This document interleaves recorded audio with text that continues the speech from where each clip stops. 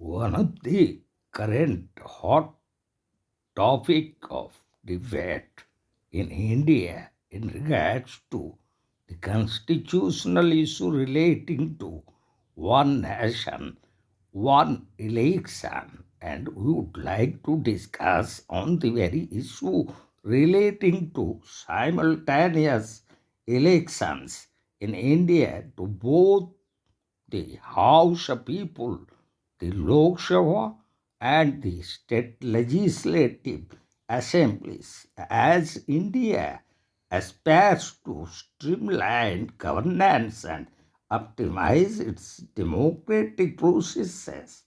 The concept of one nation, one election has emerged as a key reform requiring thoughtful deliberation and consensus.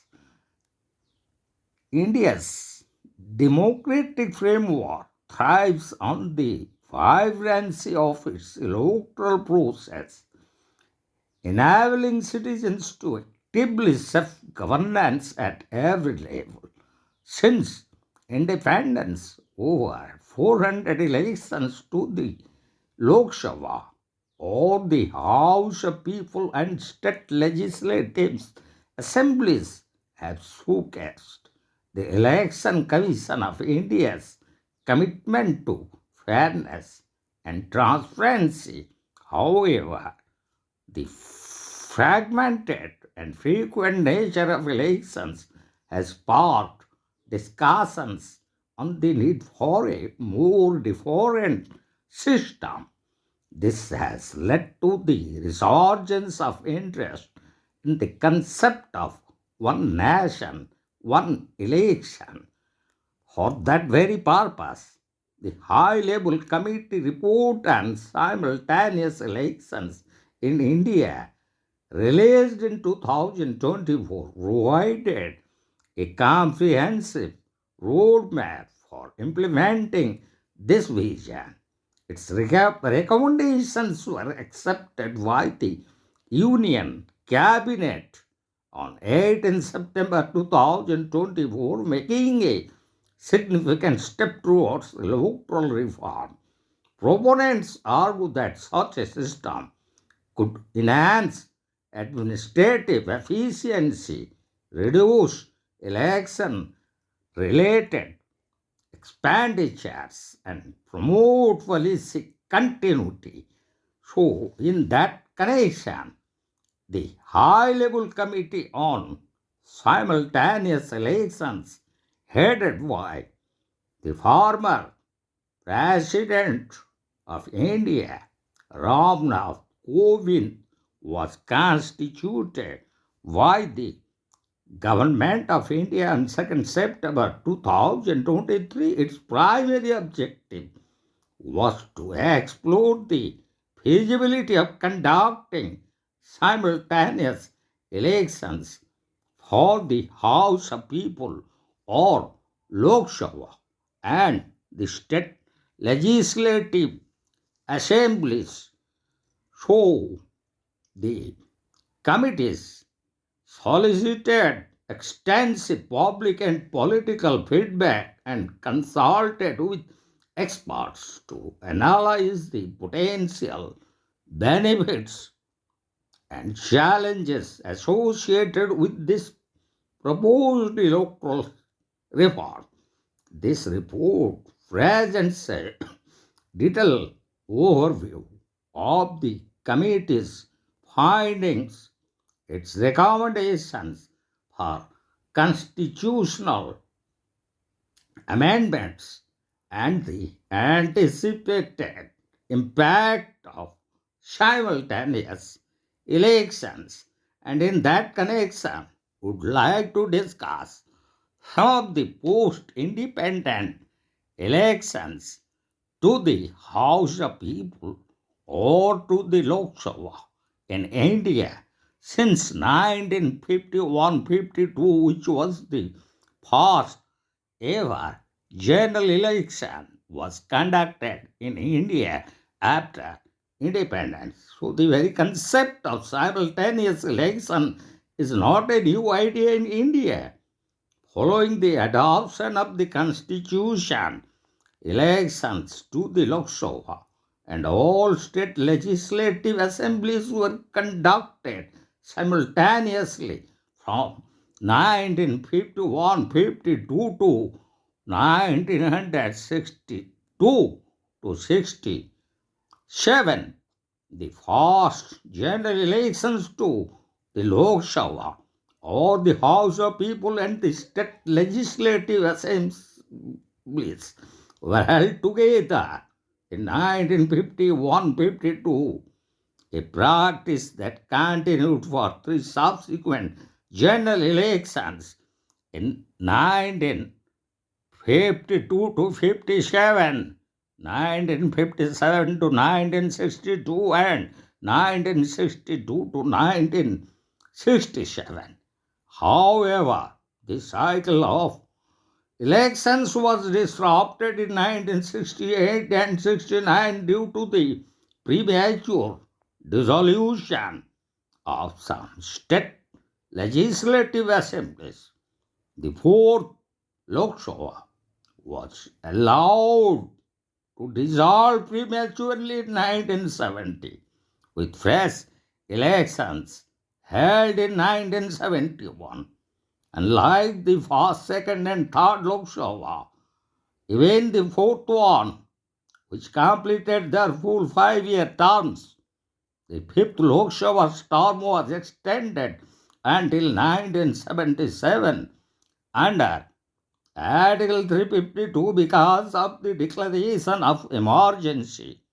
Since then, only a few Lok Sabha terms have lasted the full 5 years, such as the 8th, 10th, 14th, and 15th Lok Sabha elections. They completed the full 5 years, and others including 6th, 7th, 9th, 11th, 12th, and 13th were dissolved early. State assemblies have faced similar disruptions over the years. Premature dissolutions and term extensions have become a recurring challenge. These developments have firmly disrupted the cycle of simultaneous elections, leading to the current pattern of staggered electoral schedules across the country. So, in light of that, the high level committee made wide consultations with the public, political parties, and experts. So, in that connection, in regards to public response, the committee received over 21,500 responses, with 80% in favor of simultaneous elections. The responses came from all corners of the country, including Lakshadweep, Andaman and Nicobar Islands, Nagaland, Dadra and Nagar Haveli. The highest responses were received from Tamil Nadu, Maharashtra, Karnataka, Kerala, West Bengal, Gujarat, and Uttar Pradesh. And besides that, the high level committee also made consultations with political parties. So 47 political parties submitted their views of these. 32 parties supported simultaneous elections, citing benefits like resource optimization and social harmony.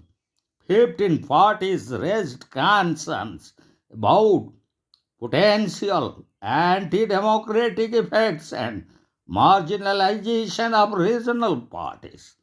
The high level committee also consulted the experts such as the former Chief Justices of India, former election commissioners, and legal experts. A majority of those legal constitutional experts supported the concept of simultaneous elections, emphasizing the waste of resources and socio-economic disruptions caused by frequent elections, and the very logic behind the adoption for a simultaneous election. It would provide consistency in governance. So it would promote consistency in governance due to the ongoing cycle of elections in various parts of the country. Political parties, their leaders, legislators, and both states and central governments often focus their efforts on preparing for upcoming elections rather than prioritizing governance. The adoption of simultaneous elections should refocus the government's attention towards developmental activities and the implementation of policies aimed at promoting the welfare of the masses. Besides, the second most important logic behind simultaneous election that it would prevent policy paralysis. The implementation of the model code of conduct during elections disrupts routine administrative activities and developmental initiatives. This disruption not only hampers the progress of vital welfare schemes but also leads to governance uncertainty. Holding simultaneous elections would mitigate the prolonged enforcement of these welfare schemes, and it would thereby reducing policy paralysis and enabling continuous governance. And the third most logic behind simultaneous election that it would mitigate resource diversion. The deployment of substantial number of personnel for election duties, such as polling officials and civil servants, can lead to significant diversion of resources from their core responsibilities. With elections conducted simultaneously, the need for frequent deployment would diminish, allowing government officials and public institutions to focus more on their primary roles rather than election related tasks. And the next logic behind simultaneous election could be preserves regional party relevance. Holding simultaneous elections does not undermine the role of regional parties. In fact, it encourages a more localized focus during elections, enabling regional parties to highlight their unique concerns and aspirations. This setup fosters a political environment where local issues are not overshadowed by national election campaigns, thus preserving the relevance of regional voice. And the next logic behind simultaneous election would be it would enhance political opportunities. Conducting elections simultaneously entails a more equitable allocation of political opportunities and responsibilities within political parties.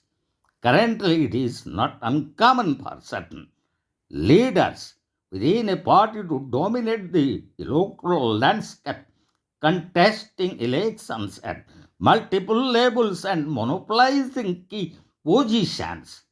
In the scenario of simultaneous elections, there arises greater scope for diversification and inclusivity among political workers representing various parties, allowing a wider range of leaders to emerge and contribute to the democratic process. And further, it would reduce financial burden. Conducting simultaneous elections could significantly cut down the financial costs associated with multiple election cycles. This model reduced the expenditure related to the deployment of resources like manpower, equipment, and security for each individual election. The economic benefits include a more efficient allocation of resources and better physical management, fostering a conducive environment for economic growth and investor confidence.